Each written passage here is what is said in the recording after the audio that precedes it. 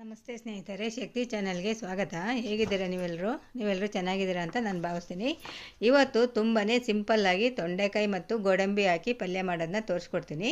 ಇದು ಕೆಲವರಿಗೆ ಊಟದ ಜೊತೆ ಏನಾದರೂ ನೆಂಚ್ಕೊಳ್ಳೋದಕ್ಕೆ ಒಂದು ಪಲ್ಯ ಇರಬೇಕು, ಅಂಥವ್ರಿಗೆ ಖಂಡಿತ ಈ ಪಲ್ಯ ಇಷ್ಟ ಆಗುತ್ತೆ. ಇದನ್ನು ಬಿಸಿ ಅನ್ನ ಜೊತೆ ಕೂಡ ಮಿಕ್ಸ್ ಮಾಡಿಕೊಂಡು ತಿನ್ಬೋದು. ಈಗ ತುಂಬಾ ಚೆನ್ನಾಗಿರುತ್ತೆ. ಈಗ ಸುಲಭವಾಗಿ ರುಚಿಯಾಗಿ ಪಲ್ಯನ ಹೇಗೆ ಮಾಡೋದು ಅಂತ ನಾನು ತೋರಿಸ್ತೀನಿ.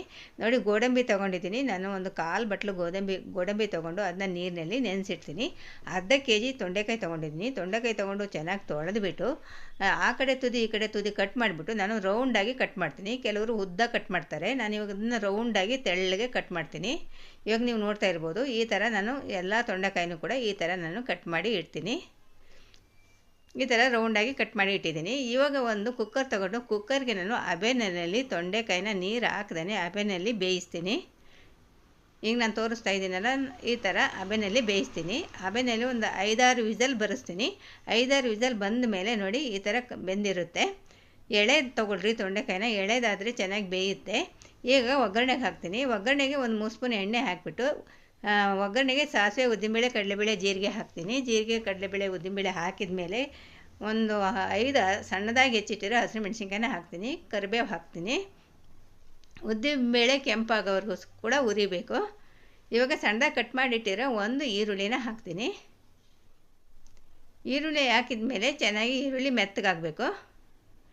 ಇವಾಗ ಒಂದು ನಾವು ನೆನೆಸಿಟ್ಟಿರೋ ಗೋಡಂಬಿನ ಹಾಕ್ತೀನಿ.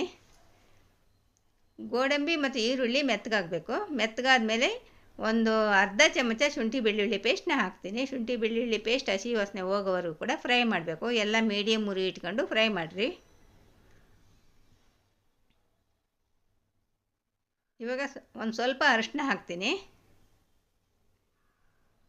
ಅರಿಶಿನ ಎಲ್ಲ ಹಾಕಿದ ಮೇಲೆ ನಾವು ಹಬೆನಲ್ಲಿ ಬೇಯಿಸಿಟ್ಕೊಂಡಿರೋ ತೊಂಡೆಕಾಯಿನ ಹಾಕ್ತೀನಿ.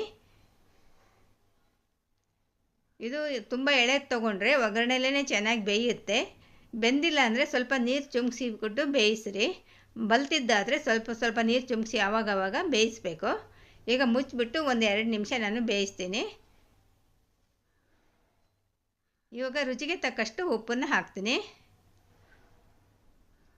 ಉಪ್ಪು ಹಾಕಿದ ಮೇಲೆ ಚೆನ್ನಾಗಿ ಮೀಡಿಯಮ್ ಉರಿ ಇಟ್ಕೊಂಡು ಫ್ರೈ ಮಾಡಬೇಕು. ಇವಾಗ ಮುಚ್ಚಿಬಿಟ್ಟು ಒಂದು 5 ನಿಮಿಷ ಚೆನ್ನಾಗಿ ಬೇಯಿಸಬೇಕು.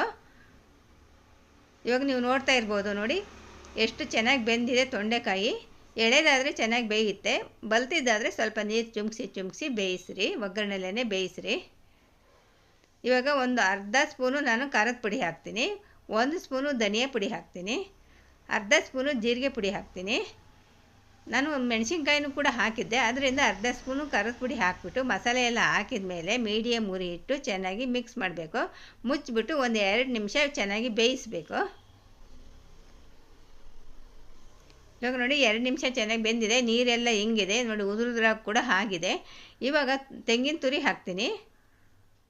ತೆಂಗಿನ ತುರಿ ಸ್ವಲ್ಪ ಜಾಸ್ತಿ ಹಾಕಿದ್ರೂ ಕೂಡ ಚೆನ್ನಾಗಿರುತ್ತೆ. ನಾನು ಒಂದು 1/4 ಬಟ್ಲು ತೆಂಗಿನ ತುರಿ ಹಾಕಿದ್ದೀನಿ. ತೆಂಗಿನ ತುರಿ ಹಾಕಿದ ಮೇಲೆ ಸಣ್ಣದಾಗಿ ಕಟ್ ಮಾಡಿಟ್ಟಿರೋ ಕೊತ್ತಂಬರಿ ಸೊಪ್ಪನ್ನ ಹಾಕ್ತೀನಿ. ನೋಡಿ, ಕೊತ್ತಂಬರಿ ಸೊಪ್ಪು ಹಾಕಿದ ಮೇಲೆ ನೋಡಿ ರೆಡಿ ಆಯಿತು. ಎಷ್ಟು ಚೆಂದ ಕಾಣಿಸ್ತಾ ಇದೆ ನೋಡಿರಿ. ತುಂಬಾ ಚೆನ್ನಾಗಿರುತ್ತೆ. ಚಪಾತಿ ಕೂಡ ನೆಂಚ್ಕೋಬೋದು, ಊಟದ ಜೊತೆ ನೆಂಚ್ಕೋಬೋದು, ಅನ್ನದಕ್ಕೂ ಕೂಡ ನೆಂಚ್ಕೊಂಡು ತಿನ್ಬೋದು. ತುಂಬಾ ಚೆನ್ನಾಗಿರುತ್ತೆ.